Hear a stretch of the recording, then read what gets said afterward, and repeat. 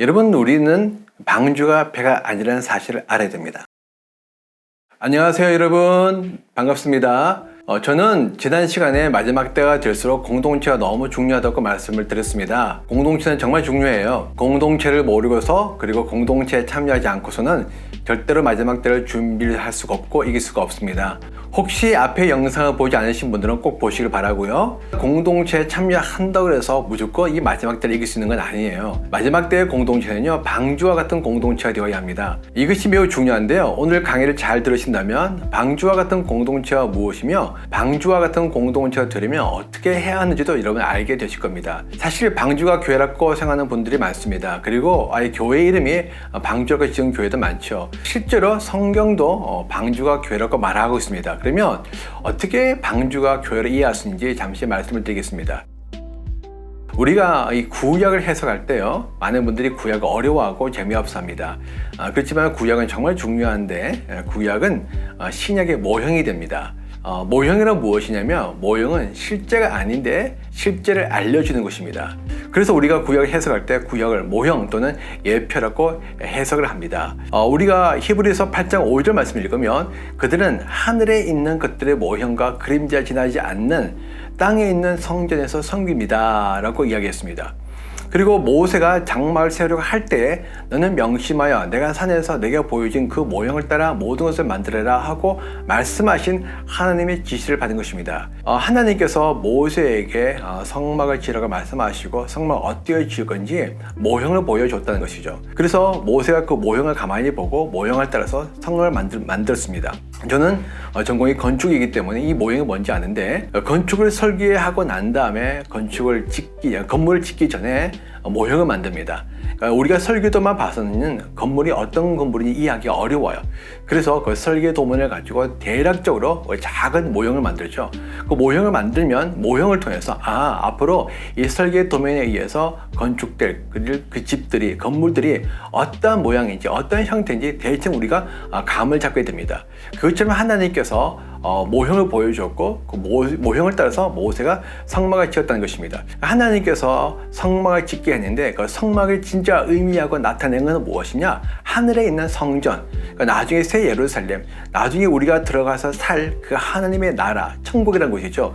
그 천국을 보여주기 위해서 성막을 지었다는 것입니다. 그 성막은 그림자는 실체가 아닙니다. 하나님은 하늘에 있는 진짜 성전을 보여주고 알려주기 위해서 이 땅에 성전을 만들었다는 것이죠. 우리가 이렇게 해석한다면 구약에 있는 많은 것들이 다 하늘에 있는 것, 다시 말하면 예수님이 계신 곳, 예수님과 관련되어져서 우리가 구약을 기록했다고 알 수 있습니다. 사실은 구약에 있는 많은 사건들이 이 마지막 때를 살아가는 우리에게 주는 영적 교훈들이 있어요. 고린도전서 10장 1절부터 11절을 쭉 읽으면요, 이렇게 되어 있습니다. 형제 자매 여러분, 나는 여러분의 이 사실을 알기를 바랍니다. 우리 조상들은 모두 구름 보호 아래 있었고 바다 가운데를 지나갔습니다. 이런 일들이 그들에게 일어난 것은 본보기가 되게 하려는 것이며 그것들이 기록된 것은 말세를 만난 우리에게 경고가 되게 하려는 것입니다 라고 얘기했습니다. 이 말의 핵심은 뭐냐면, 이 광야의 사건, 그러니까 이스라엘 백성들이 출애굽해서 광야를 지나가는데 그 광야의 사건들이 그냥 일어난 것이 아니라 말세를 만난 이 마지막 때를 살아가는 우리에게 경고, 뭔가 메시지를 주기 위해서 하나님께서 그런 일을 하셨다는 거죠. 그러니까 이미 오래전에 이스라엘 백성들이 모세와 함께 광야를 지나가는데 하나님은 그 광야의 사건을 통해서 마지막 때를 살아가는 우리들에게 무언가 메시지를 주기 위해서 하나님께서 그러한 일들을 일으키셨다는 것입니다. 예를 들어서 우리가 애굽의 7년 풍년과 7년 흉년이 있고, 근데 그것들이 요셉을 통해서 다 극복되게 되어집니다. 마지막 때 이 땅 위에 7년 환난이 있겠지만, 그러나 하나님께서 요셉을 통해서 7년 흉년에서 이집트와 모든 민족을 구원한 것처럼 하나님은 예수를 통해서 교회를 구원하시고 백성들을 구원하게 될 것이라는 것이죠. 10가지 재앙과 출애굽도 마지막 때에 있을 예수님의 심판과 구원을 의미합니다. 하나님의 10가지 재앙을 통해서 이스라엘 백성들을 이집트에서 구원했던 것처럼 예수님도 마지막에 엄청난 재난과 심판을 통해서 하나님의 백성들을 악의 세력에서부터 구원하신다는 것이죠. 여호수아의 가나안 정복도 마찬가지입니다. 여호수아는 이스라엘 백성을 이끌고 하나님께 주신 가나안 땅을 향해서 계속 나아가신 것처럼 바로 예수님도 마지막 때에 천군 천사를 이끌고 악의 세력을 다 정복하고 우리를 하나님의 나라로 인도하실 분이라는 것입니다. 그렇기 때문에 구약의 사건들은요, 그냥 단순히 구약의 사건들이 아니라 정말의 시대를 살아가는 우리에게 많은 영적인 교훈을 준다는 것이죠. 그렇다면 우리가 노아와 노아의 홍수 심판, 방주도 이 말세를 살아가는 우리에게 교훈을 준다는 것을 알 수 있습니다. 바로 노아는요, 예수 그리스도를 예표하고 홍수 심판은 마지막 때에 있을 거대한 불의 심판을 의미하고 그 방주는 교회입니다. 노아를 통해서 하나님은 방주를 건설하게 하고 노아의 가족들을 구원하고 또 동물들을 다 구원했습니다. 이것처럼 마지막 때 하나님은 예수를 통해서 하나님의 부르심받은 하나님의 가족들을 다 구원하게 되는 것이죠. 그리고 옛날에는 홍수의 심판이 있었지만 앞으로는 거대한 불의 심판이 있어서 세상을 다 심판이 될 것입니다. 그리고 그때 그 심판 가운데 구원을 받았던 것이 바로 방주인데, 그 방주는 마지막 때 하나님께서 구원하실 교회라는 것이죠. 여러분, 방주가 교회인 이유는요, 방주는 노아의 가족이 타고 있기 때문입니다. 하나님은 노아와 노아의 가족들을 구원했습니다. 노아는 하나님의 자녀였고 노아의 자녀들도 하나님의 자녀였습니다. 다시 말하면 노아와 노아의 가족들은요, 바로 하나님의 가족이라는 것이죠. 그런데 성경에 의하면요, 교회는 바로 하나님의 가족들이에요.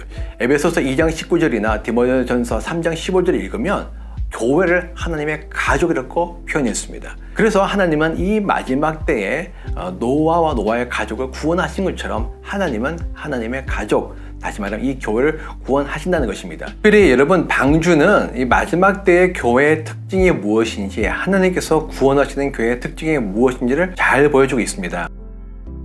여러분, 우리는 방주가 배가 아니라는 사실을 알아야 됩니다. 방주는 동력을 이용하지 않습니다. 방주는 그냥 큰 바구니와 같습니다. 여러분, 배는 돛이나 닷이나 키나 노가 있습니다. 그런 것들을 위해서 앞으로 나아가고 방향을 설정하고 멈춰서기도 하죠. 그러나 방주는요, 키도 노도 닷도 돛도 없어요. 다시 말하면 큰 바구니입니다. 아무것도 없어요. 그런데 하나님은 노아에게 방주를 지으라고 말씀하셨습니다. 하나님께서 노아에게 지으라고 하신 것은 배가 아니에요. 이것이 굉장히 중요한 의미를 줍니다. 여러분, 이 키는 방향을 설정하는 것입니다. 우리가 원하는 대로 방향을 설정할 수 있죠. 키가 있으면 내가 왼쪽으로 가고 싶으면 왼쪽 가고 오른쪽 가고 싶으면 오른쪽 갈 수 있습니다. 그러나 방주는 키가 없기 때문에 내 생각에 아무런 의미가 없어요. 그냥 둥둥둥 떠다니는 것입니다. 방주는 노도 없기 때문에 우리가 원할 때 우리가 힘을 써서 앞으로 나갈 수 없습니다.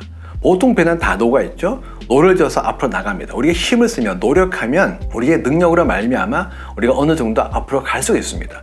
그러나 방주는 노가 없기 때문에 그런 것들이 아무런 의미가 없어요. 다시 말해 우리의 능력이 아무런 소용이 없는 것이 바로 방주라는 것입니다. 세 번째 방주는요, 닷이 없어요. 닷이 없다 말은 뭐냐면 우리가 멈춰 서고 싶을 때 멈출 수 없다는 것입니다. 내가 원하다 원하지 않다, 우리는 그냥 계속 가는 겁니다. 우리가 결정할 수 없어요. 가고 서는 것을 우리의 의지로 결정할 수 없다는 것입니다. 네 번째 돛은요, 바람을 이용하는 것입니다. 바람을 이용할 수 없고 그냥 떠 있는 것이 방주예요. 이 돛은 뭘 의미하냐면 어떤 경량이나 흐름을 이용한다는 것입니다.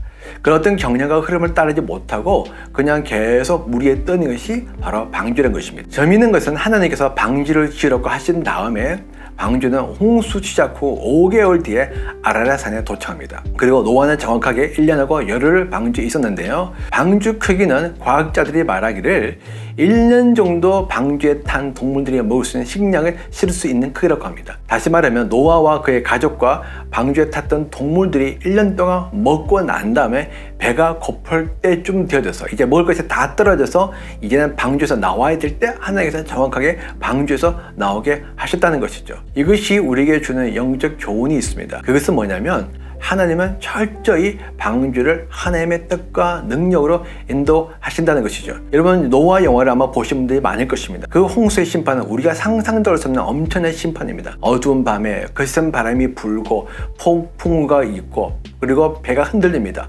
파도가 칩니다. 사실 하나님은 그 방주에서 인간이 아무것도 할 수 없는 상태로 만드셨습니다. 하나님은 노아가 뭔가를 하기를 원하지 않으셨어요. 하나님은 그저 그 방주에 노아가 믿음으로 타기를 원하셨습니다. 하나님은 노아에게 언제까지 방주에 있어야 될지, 그리고 방주가 어디로 갈지, 방주가 어떻게 갈지 아무런 말씀을 하지 않으셨습니다. 하나님은 그저 방주를 지으라고 말씀하셨고 방주를 짓고 난 다음에 방주 안에 들어가라고만 말씀하셨어요. 노아는 아무것도 알 수 없었습니다. 이 방주가 어떻게 될지 아무것도 알 수 없었다는 것이죠. 한 가지 분명히 아는 것은 하나님께서 홍수를 통해서 세상을 심판한다고 말씀하셨기 때문에 이 심판이 일어나려면 상상도 할 수 없는 이 산까지 계속 사람들이 나중에 비를 피해서 올라올 것이기 때문에 모든 산이 다 잠길 정도로 엄청난 비가 온다는 사실, 그 사실 하나만 알고 방주를 탔습니다. 그리고 그 방주를 탔을 때 하나님께서 직접 방주의 문을 닫고 그리고 그 방주를 인도하셨다는 것이죠. 그래서 그 방주는 아까 말씀을 드렸다시피 노도 키도 돛도 닷도 없기 때문에 아무것도 하지 못하고 그냥 타고만 있었습니다. 그래서 정확하게 5개월 뒤에 아라랏 산에 도착하게 하셨습니다. 하나님은 노아에게 아라랏 산으로 간다고 말씀하지 않으셨습니다. 그리고 언제까지 간다고도 말씀하지 않으셨습니다. 그저 방주를 타라고만 말씀하셨습니다. 하나님이 원하시는 것은 믿음이란 것이죠. 너가 나를 신뢰한다면 내가 나머지는 다 알아서 할게. 내가 너한테 원하는 건 오직 믿음이야. 무엇을 할지, 어떻게 할지, 어디를 갈지 그런 것들은 너에게 속해 있는 것이 아니야. 그거는 내가 알아서 할 일이야. 내가 원하는 건 믿음이야. 그래서 히브리서 11장 7절 말씀에 이렇게 기록되어 있습니다. 믿음으로 노아는 하나님께서 아직 보이지 않는 일들에 대해서 경고하셨을 때 하나님의 경외하고 방주를 마련하여 자기 가족을 구원하였습니다. 노아가 어떻게 그 방주를 탈 수 있었느냐? 바로 믿음으로 탔다는 거죠. 아무것도 알지 못했지만 방주에 타면 하나님께서 이 무서운 엄청난 홍수의 심판에서도 나와 우리 가족들, 이 동물들을 다 구원하실 것이다. 어떻게 구원할지도 몰라요. 하지만 하나님께서 분명히 그 모든 것들을 이기고 나를 구원을 할 것이라는 그 믿음이 있었기 때문에 노아는 방주를 탔다는 것입니다. 그런데 이것이 우리에게 주는 교훈이 있어요. 그것은 바로 뭐냐면 바로 마지막 때도 이런 방주와 같은 교회가 엄청난 그 심판을 이기고 하나님의 구원을 누릴 수 있다는 것입니다. 그와 같은 교회를 볼 수 있는 것이 바로 초대교회예요. 초대교회는 사실 우리가 알다시피 가정집에서 모였던 교회였습니다. 그들은 아무것도 없었어요. 지금처럼 미리 1년 계획을 세운 적도 없었고 좋은 건물이 있었던 것도 아니었고 잘 짜진 조직이 있는 것도 아니었고 다양한 프로그램도 뛰어난 신학도 아무것도 없었던 그런 교회였습니다. 그들은 그저 가정집에 모여서 사랑하고 기도하고 찬양하고 말씀을 나누고 밥 먹으며 교제를 나누었습니다. 그들에게는 하나님과의 관계와 성도 간의 관계가 전부였어요. 우리가 한 가지 기억해야 될 건 뭐냐면 그들은 자신의 능력으로 교회를 부흥시키려 하지 않았다는 것입니다. 사도행전 2장을 보면 그들이 서로 모여서 찬양하며 기도하며 교제 나누며 사랑으로 서로 섬길 때에 하나님께서 은혜를 베풀어서 믿는 자들을 더하게 하였다는 것입니다. 부흥은 결과적인 목적이 아니에요. 교회의 목적은 하나님을 사랑하고 이웃을 사랑하는 것입니다. 그렇게 사랑하게 되면 사랑의 사귐을 가지게 되면 하나님께서 은혜를 베푸셔서 부흥을 시켜준다는 것이죠. 그렇기 때문에 이것은 우리에게 이제 교회가 변화되어져야 한다는 것을 알려주고 있습니다. 이전과는 다른 새로운 교회로 바뀌어져야 한다는 것이죠. 마지막 때 교회는 방주와 같은 교회가 되어져야 합니다. 여러분 우리 잘 생각해 보십시오. 하나님은 노아에게 방주를 지으라고 말씀하셨지 배를 지으라고 말씀하지 않으셨습니다. 여러분 하나님께서 배가 뭔지 모르겠습니까? 여러분 이미 그 당시에도 배가 있었습니다. 그럼에도 불구하고 하나님께서는 노아에게 방주를 지으라고 말씀하셨어요. 아무것도 할 수 없는 방주, 그냥 둥둥둥 떠다니는 방주. 그렇지만 하나님께서 보시기에는 구원을 위한 충분한 방주였습니다. 그런데 사람들은 그 방주를 싫어해요. 왜? 아무것도 할 수 없기 때문에. 우리의 생각도 우리의 노력도 우리의 능력도 어떤 경향과 흐름도 탈 수 없기 때문에 사람들은 그 방주를 타는 것을 부담스러워합니다. 오히려 방주와 같은 교회를 부끄럽게 여기죠. 아무것도 없기 때문에. 그러나 여러분 환난을 이기는 것은 심판을 이기는 것은 배가 아닙니다. 그것은 방주입니다. 하나님의 구원의 계획은 방주입니다. 여러분 초대교회가 환난을 이긴 것도 그 교회가 크루즈와 같은 배가 아니라 방주와 같은 배였기 때문이었습니다. 여러분 중국을 보십시오. 이번에 시진핑이 교회를 핍박하기 시작하면서 건물 중심의 교회는 핍박의 타겟이 되어졌고 많은 건물 중심의 교회들이 문을 닫았습니다. 이런 것들이 뉴스에 많이 나왔습니다. 그러면서 모든 성도들이 다시 지하에서 모이기 시작했습니다. 환난과 핍박은요 우리의 힘으로 이길 수 있는 상황이 아니에요. 우리의 능력도 우리의 경험도 우리가 갖고 있는 모든 것들이 아무런 소용이 없는 상황입니다. 이런 상황에서 여러분 지금까지 우리가 걸어왔던 이 제도권 교회는 환난의 무용지물입니다. 여러분, 이미 많은 사람들이 이때가 마지막 때임을 이야기하고 있습니다. 그리고 많은 사람들이 이때에 하나님의 심판에 가까이 오고 있음을 느끼고 있고 그렇게 이야기하고 있습니다. 여러분, 가만히 생각해 보십시오. 앞으로 심판이 없고 앞으로 큰 환란이 오는데 지금 현재 우리 교회가 그런 상황을 이길 수 있겠습니까? 지금 우리가 계속해서 그렇게 모일 수 있겠습니까? 지금과 같은 신앙생활을 할 수가 있겠습니까? 여러분, 이건 우리가 조금만 생각해보면, 조금만 깊이 생각하면 답이 나오는 것입니다. 그런데 사람들이 그 답을 생각하지 않는다는 것이죠. 뻔히 보이는 답인데, 너무나 확실하게 보이는 답인데 그 답조차도 생각을 하지 않는다는 것입니다. 그래서 제가 이렇게 계속 여러분들에게 말씀을 드리는 것입니다. 하나님께서 우리가 정말 원하는 것은 그런 많은 것들이 아니에요. 하나님이 정말 우리가 원하는 것은 바로 우리의 믿음입니다. 베드로전서 1장 5절 말씀 읽으면 이렇게 말씀이 나와 있습니다. 하나님께서는 여러분의 믿음을 보시고 그의 능력으로 여러분을 보호해 주시며 마지막 때에 나타나기로 되어 있는 구원을 얻게 해 주십니다. 하나님께서 우리에게 구원을 베푸실 때 우리에게 구원을 주고자 하는 그 한 가지 조건이 있습니다. 그 조건은 무엇이냐면 바로 우리의 믿음이죠. 하나님께서는 여러분의 믿음을 보시고 이 여러분은 공동체입니다. 하나님은 이 공동체의 믿음을 보시고 그의 능력으로 이 공동체를 보호해 주시며 마지막 때에 나타나기로 되어 있는 구원을 얻게 해 주십니다. 하나님께서 구원을 얻게 해주는데 하나님께서 원하시는 것은 바로 믿음이라는 것입니다. 하나님은 정말 우리에게 믿음을 원하십니다. 그 믿음만이 하나님을 기쁘게 할 수 있습니다. 누가복음 18장 8절 읽으면 이렇게 나와 있습니다. 내가 너에게 말한다. 하나님께서 얼른 그들의 권리를 찾아주실 것이다. 그러나 인자가 올 때 세상에서 믿음을 찾아볼 수 있겠느냐? 예수님께서 불의한 재판관의 비유를 통해서 우리의 기도가 응답될 것을 말씀하셨는데 정말 하나님께서 우리의 기도에 응답될 것을 우리가 믿는다면 우리가 기도를 멈추지 않고 계속 기도를 드리겠죠. 그런데 예수님께서 다시 오실 때 우리 성도들이 기도를 드리지 않는다는 것입니다. 왜 기도를 드리지 않는가? 하나님께서 기도에 응답하실 것이라는 믿음이 없기 때문에. 그래서 마지막 때의 특징 중 하나가 무엇이냐? 마지막 때의 특징은 그냥 기도가 사라집니다. 성도가 기도하지 않습니다. 교회 안에서 기도하지 않습니다. 왜? 기도에 대한 믿음이 없으니까. 기도에 대한 확신이 없으니까. 다시 말씀드리면 하나님에 대한 신뢰와 의존도가 떨어지기 때문에 기도하지 않는 것이죠. 여러분, 주변에서 보게 되면 정말 뜨거운 교회, 옛날 기도 많이 들었던 교회, 성령의 은사가 강력했던 교회들조차도 요즘 기도가 다 사라진 것을 볼 수 있습니다. 새벽 기도도 없고 금요 기도회도 없고 더 기도가 사라졌어요. 왜 이렇게 되어졌죠? 여러분, 이렇게 기도가 사라졌다는 이유는 뭐냐면 우리의 믿음이 사라졌다는 것이고 하나님에 대한 신뢰가 식어졌다는 것이며, 다시 말하면 이때가 예수님께서 말씀하신 기도가 식어지는, 기도가 없어지는 마지막 때라는 것입니다. 그러면서 이렇게 말씀하십니다. 그러나 인자가 올 때 세상에서 믿음을 찾아볼 수 있겠느냐? 예수님께서 다시 오실 때, 다시 말하면 종말에 될수록 이런 믿음을 찾아보기가 어려워진다는 것이죠. 다시 말하면 사람들이 하나님을 의존하지 않고 하나님을 신뢰하지 않고 무언가 다른 것을 자꾸 대체물을 구해서 대체물을 찾아서 그것을 우상으로 삼고 그것을 의존하고 있다는 것입니다. 하나님보다도 다른 무엇을 더 구하고 있다는 것이죠. 근데 다른 그 무엇이 무엇입니까? 바로 우리 건물이 아닙니까? 우리의 제도가 아닙니까? 우리가 갖고 있는 많은 프로그램들이 아닙니까? 우리가 갖고 있는 어떤 의식들이 아닙니까? 전통들이 아닙니까? 여러분, 그것 자체는 나쁘지 않다고 말씀을 드렸습니다. 문제는 뭐냐면 그런 것들이 주어지면 주어질수록 우리는 그런 것들을 자꾸 우상처럼 섬기고 의존하고 추구하고 집착하고 미련을 버리지 못한다는 것입니다.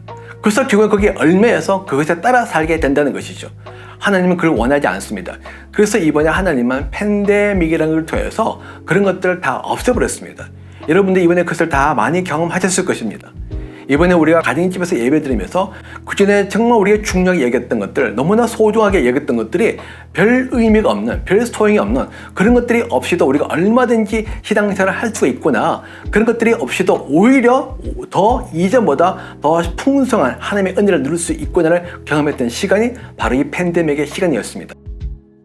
그래서 지금은 어떤 시간이냐면 영적인 해처 모여의 시간이에요. 해처 모여 뭐냐면 사람들이 모여있는데 흩어지라는 것입니다. 흩어지고 난 다음에 다시 모이는 거예요. 하나님은 지금은 영적으로 해처 모여 하십니다. 모여있던 교회를 다 흩으십니다. 다 흩어지고 난 다음에 하나님께서 다시 새로운 교회로 모이는 거죠. 그 교회는 어떤 교회입니까? 마지막 때 예수님을 오실 준비를 할 수 있는 교회, 다시 말하면 초대 교회 같은 교회, 그리고 그 교회는 바로 노아와 방주와 같은 교회입니다. 그리고 그 교회는 하나님을 절대적으로 신뢰하고 의존함으로 말미암아 하나님만의 모든 것이 되어 있는 교회라는 것이죠. 하나님은 그런 교회를 소중히 여기시고 사랑하십니다. 그리고 하나님께서 너희가 그렇게 나를 사랑하고 나를 신뢰하고 나를 믿기 때문에 내가 너희를 구원하겠다 말씀하시고 그 교회를 구원의 길로 인도한다는 것입니다. 지금 우리가 드려야 될 기도는 바로 이런 기도입니다. 하나님, 이 시대의 교회를 방주와 같은 교회로 바꾸어 주옵소서. 하나님, 이름이 방주라 그래서 방주의 역할을 할 수 있는 것이 아닙니다. 여러분, 그거는 전혀 상관이 없습니다. 정말 방주의 기능을 하려면 방주처럼 바뀌어져야 됩니다. 방주처럼 바뀌어지려면 우리가 가지고 있는 많은 것들을 다 내려놔야만 됩니다. 그것을 벗어나야만 됩니다. 그리고 아무것도 없는 상태에서 하나님만 바라보는 그런 상황을 만들어야만 됩니다. 그런 상황이 아니고서는 우리는 계속해서 다른 것을 의존하게 되어 있습니다. 그래서 하나님, 정말 이 시대의 교회가 방주로서 기능을 하게 도와주십시오. 하나님으로부터 오지 않는 많은 것들이 무너지는 시간을 삼아 주십시오. 사실 이것이 제가 드리는 기도 중에 하나입니다.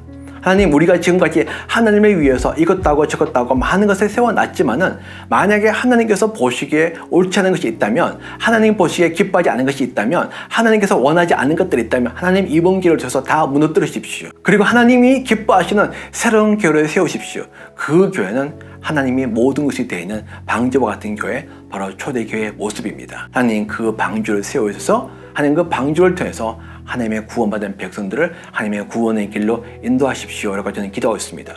그렇기 때문에 여러분들도 계속해서 정말 여러분 이 메시지가 여러분 마음에 다가오신다면, 여러분 이 메시지에 동의하신다면 여러분 기도하십시오. 뭘 기도하느냐? 이 시대의 교회가 정말 방주처럼 되기 위해서. 그러나 방주처럼 되는 것은 매우 어려울 것입니다. 왜? 기존에 가지고 있는 많은 것들을 내려놔야 되기 때문에, 우리가 중요하게 얘기하는 모든 것들을 내려놔야 되기 때문에 이게 너무나 어려워요. 이거는 마치 서울 강남 한복판에 엄청나게 큰 집에서 살고 있다가 저기 독도나 아무도 없는 작은 섬에 가서 홀로 사는 것과 비슷한 느낌일 것입니다. 그래서 사람들이 이것을 떠나는 것은 너무나 힘들어하죠. 그렇지만 때가 되면 하나님께서 모든 것을 다 흩으시고 완전히 새롭게 하실 것입니다. 그렇기 때문에 여러분들은 그 하나님의 부르심을 따라가 마음의 준비를 하셔야 됩니다. 하나님께서 부르실 때 우리가 하나님의 부르심을 잘 듣기를 원합니다. 정말 우리가 영적 귀가 열려져서 하나님의 음성에 우리가 귀를 기울이고 성령의 음성에 민감해져서 성령을 따라가기를 원합니다. 하나님, 그럴 때 우리가 둔감하지 않고 우리가 머뭇거리지 않고 하나님, 우리가 결단할 수 있는 용기를 주십시오. 우리에게 믿음을 주십시오. 담대함을 주십시오. 하나님, 우리가 주저하지 않게 하십시오. 하나님의 신뢰함으로 말미암아 믿음으로 하나님, 믿음으로 여리고성에서 나아갔던 여호수아처럼, 믿음으로 하나님 방주에 탔던 노아의 가족처럼, 믿음으로 골리앗을 향해서 나아갔던 다윗처럼, 하나님, 우리도 믿음으로 하나님을 향해서 나아가는, 한 발짝 내딛는, 이것에 계속 머물러 있는 것이 아니라 하나님의 인도하심에 따라 새로운 믿음의 여정을 갈 수 있는 하나님, 그런 믿음으로 우리를 인도하여 주십시오. 더불어서 여러분, 그런 방주와 같은 공동체를 만날 수 있도록 기도하십시오. 여러분, 마지막 때 핵심은 공동체라고 제가 말씀을 드렸습니다. 그러나 모든 공동체가 다 구원의 은혜를 누리는 것은 아닙니다. 마지막 때 구원의 은혜를 누릴 공동체는 바로 방주처럼 모여있는 공동체입니다. 방주와 같은 공동체는요, 너무나 작고 보잘것없는 공동체일 수 있습니다. 그래서 우리의 눈에 띄지도 않고 별로 관심이 없을 수도 있어요. 그리고 어쩌면 여러분들 마음이 그것에 기울지 않을 수도 있습니다. 그러나 그곳에 하나님이 함께 하십니다. 그곳에 하나님이 충만하게 임하시며 그곳에서 하나님께서 은혜를 부어줘서 그 공동체를 하나님께서 구원의 길로 인도하신다는 것이죠. 그래서 여러분들은 여러분의 구원을 위해서 방주의 역할을 하는 공동체를 만날 수 있도록 여러분 기도하십시오. 여러분들이 그 공동체를 만남으로 말미암아 공동체를 통해서 하나님의 구원의 은혜를 누리게 될 것입니다. 여러분들이 기도하신다면 하나님께서 만나야 할 사람들 만나게 하실 것입니다. 모여야 할 사람들 모이게 하실 것입니다. 그리고 새로운 공동체를 세우실 것입니다. 그 공동체는 참으로 하나님의 전부가 되어 있는 하나님의 모든 것이 그러한 공동체입니다. 여러분, 방주 안에서 노아의 가족들이 뭘 했겠습니까? 여러분, 아무것도 할 것이 없습니다. 그냥 가족들끼리 하나님을 찬양하며 기도하며 예비하며 하나님의 은혜를 기다리며 하나님의 구원을 소망하며 그리고 하나님의 임재 안에서 하나님과 영적 교제를 나누었을 것입니다. 여러분, 그것이 전부예요. 사실은 이 교회라는 것은 굉장히 단순합니다. 복잡할 필요가 아무것도 없습니다. 복잡한 것은 우리가 만든 것이지 하나님께서는 절대 복잡하게 하지 않습니다. 여러분, 초대교회는 매우 단순했습니다. 단순의 특징은 무엇이냐? 중요한 것에 집중한다는 것이죠. 여러분, 우리의 삶도 우리의 교회도 마지막 때는 정말 단순해져야 됩니다. 정말 중요한 것에 집중해야 됩니다. 근데 그 중요한 것이 무엇입니까? 바로 하나님입니다. 하나님께만 집중하는 교회, 그리고 성도 간의 사랑과 성도 간의 교제에만 집중하는 교회, 그런 공동체, 그런 공동체를 위해서 여러분 기도하시기 바랍니다. 그럴 때 하나님께서 여러분의 기도를 듣고 여러분을 구원의 길로 이끌어 주실 것입니다. 잠시 기도하겠습니다. 하나님, 5,000년 전 노아의 방주를 통해서 말세를 살아가고 있는 이때에 우리에게 영적 교훈과 도전을 주심을 감사합니다. 하나님의 구원의 계획은 배가 아니었고 방주였습니다. 사람들은 방주를 원하지 않으셨지만 하나님은 방주를 기뻐했습니다. 사람들은 배를 좋아하지만 하나님은 배가 아니라고 말씀하셨습니다. 하나님, 그렇기 때문에 우리가 다시 한번 이 방주를 놓고 기도합니다. 하나님의 구원의 계획은 방주였기 때문에 하나님, 우리도 방주를 타기를 원합니다. 하나님, 이 시대에 다시 한번 방주로서 기능을 할 수 있는 교회를 세우십시오. 하나님, 그 초대교회처럼 아무것도 없었지만 작은 무리가 모였지만 하나님이 전부였던, 하나님만을 갈망하고 의존하며 서로 사랑하며 말씀을 나누며 하나님을 기다렸던 그 교회에 하나님께서 은혜를 부어주어서 그들의 믿음대로 하나님께서 구원을 베푸셨던 것처럼 이 마지막 날에도 하나님, 그러한 공동체를 세우십시오. 아니, 아무것도 없지만 하나님이 전부이기 때문에 오히려 그것이 우리의 자랑인, 그것이 우리의 기쁨인, 하나님이 나의 전부이고 모든 것이기 때문에 그것이 우리의 힘이 되고 우리의 능력이 되고 우리의 소망이 되고 우리의 찬양이 되는 하는 그런 공동체를 세우십시오. 그런 공동체에 만나게 하십시오. 그런 공동체를 우리를 인도하여 주십시오. 하나님, 그래서 그런 공동체를 통해서 주님의 구원의 역사를 일으키십시오. 예수님의 이름으로 감사하며 기도합니다. 아멘.